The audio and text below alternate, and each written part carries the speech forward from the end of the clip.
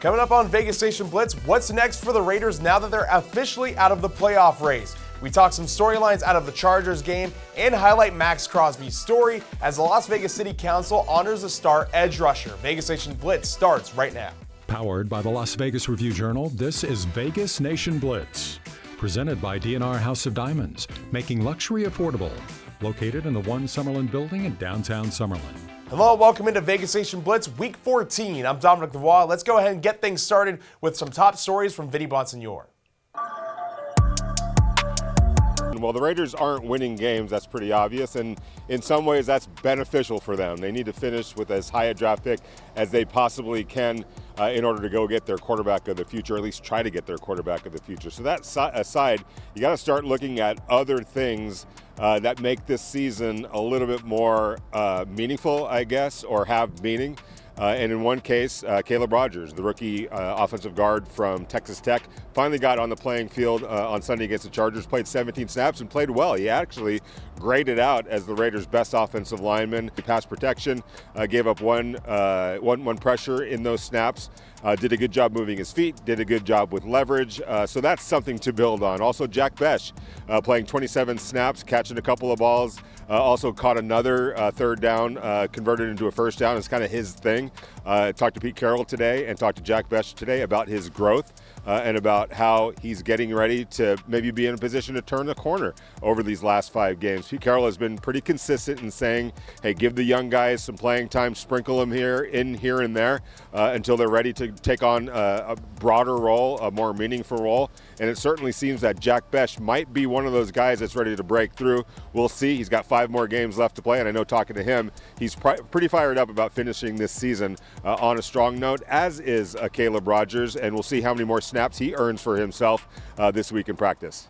Now we'll get into some more storylines, including Wednesday's injury report. There's a pretty long list of injuries Wednesday. Chief among those injuries is Geno Smith, who is limited due to a foot issue. Maxx Crosby was also limited in practice due to a knee problem, as well as Jordan Meredith due to his ankle. 4 players did not participate in practice: Alex Bachman because of a thumb injury, Michael Mayer because of an ankle problem, and Dylan Parham for back issues, as well as Dante Thornton Jr. for a concussion. Will Putnam was listed with a shoulder injury but was not limited. Jamal Adams was also a full participant but was listed with a knee injury. Raiders' second-year tight end Brock Bowers has been having a great season so far in 2025 when he's healthy, and he had yet another flashy catch last week. Now, Bowers scored 2 touchdowns against the Chargers on Sunday, including an amazing one-handed grab while falling in the end zone. Head coach Pete Carroll was asked Wednesday about Bowers' eye-catching grab. It's a very unique catch. You know, you think about all the great catches that we've seen, so unique that he would catch it off the top of the turf, you know.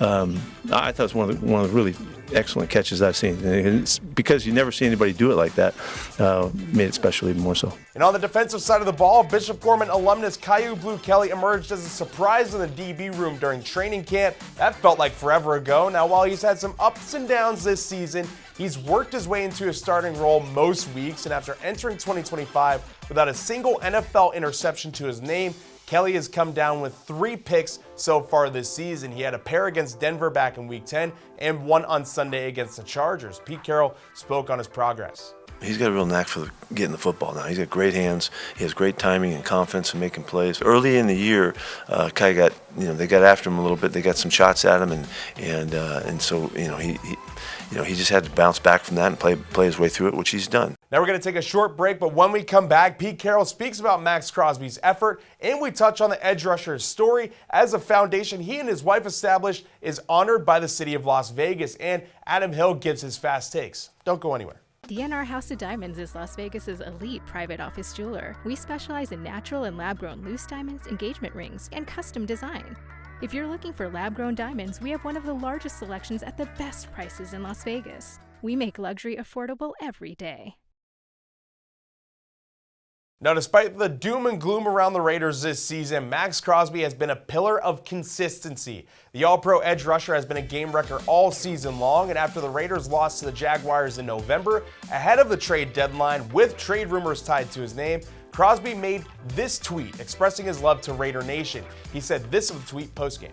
Personally, I just have a special connection, with the fan base. I've been here for 7 years now, and it's just, they've been through it just like I've been through it, and a lot of people, have been here for the long haul. AJ, Colton, Daniel, we pour everything into this, and it's because you want, just the kid in me, being a fan, growing up, it's all I cared about. It's all my whole life, watched every single game on Sundays and made my dad drive me to Buffalo Wild Wings every Sunday to watch the games, and legitimately screaming, forcing him to take me to go to watch the games.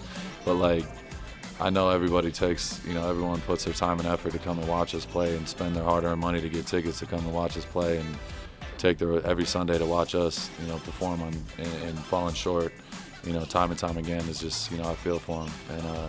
And, it sucks because I'm going to just continue giving everything I got until I can't anymore. And whenever that day is, we'll see. But, I just feel for him. You know what I mean? It sucks. Now, obviously, Crosby was not traded, and he continues to give max effort every single snap. Pete Carroll spoke of that Monday. That's one thing about reputation and all that, but he doesn't live on that. He lives on what he does with the very next play he gets, and does everything he can to get the most out of it.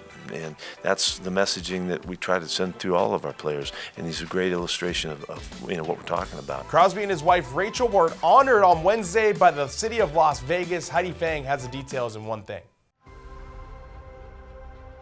Thanks, Dom. I'm Heidi Fang, and the Maxx Crosby Foundation received an honor from the city of Las Vegas on Wednesday. And now we, the mayor, and the members of the Las Vegas City Council proudly proclaim December 3rd, 2025 as the Maxx Crosby Foundation Day in the city of Las Vegas.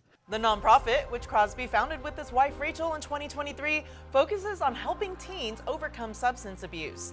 The Raiders defensive end overcame his own issues with substance abuse in 2020. It's incredible. I love the city of Las Vegas. They've done a ton for me and helped me a lot, and just supported me ever since I've been here. So, and my family as well. So, it's an absolute honor, and it was awesome having my wife there representing the Crosby family. And we got a lot more work to do, but everyone involved means a lot to us. He and his wife have contributed to the Las Vegas community, holding back to school supply drives and football camps that include heart screenings for kids. A turkey drive this year gave close to 400 meals to those in need. And the Crosbys will continue to give back this holiday season with an event with the Boys and Girls Club set for December 23rd. For more on the nonprofit, visit maxxcrosbyfoundation.org.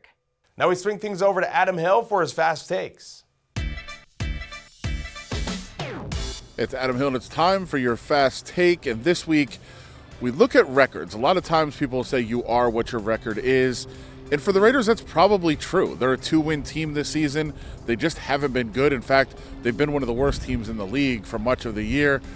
That probably is accurate for what they are. But are the Broncos just a 2-loss team, really? Probably not. They've had a lot of close games. They've survived in a lot of very strange ways. They've found ways to win, and that's impressive. But the underlying metrics just aren't saying that this is just only a 2-loss team. It would suggest that they are further behind that they're just kind of getting by on smoke and mirrors a little bit. And I think we saw a little bit of that the first time the Raiders played the Broncos, a 10-7 game. Very, very tight. The Raiders had a chance to win all the way to the end. That's just kind of what the Broncos have been. All the credit in the world for them for being able to find a way to get through it, to be in contention for the number 1 seed in the AFC. But this is not a juggernaut that the Raiders are playing on Sunday at Allegiant Stadium. And we'll see if they're able to really put the Raiders away. I don't think they will be, because I just don't think they're that kind of a team, and I definitely don't think they're a Super Bowl contender. That'll do it here for Vegas Nation Blitz. Thank you all for tuning in, and make sure to follow us on social media at Vegas Nation or on the web at vegasnation.com. Plus, check out the Vegas Nation First and 10 podcast on YouTube or wherever you get your podcasts fixed. We'll be back later this week for Vegas Nation Game Day ahead of the Broncos game, but until then, I'll see you all next time. Powered by the Las Vegas Review-Journal, this is Vegas Nation Blitz. Presented by D&R House of Diamonds, making luxury affordable. Located in the One Summerlin building in downtown Summerlin.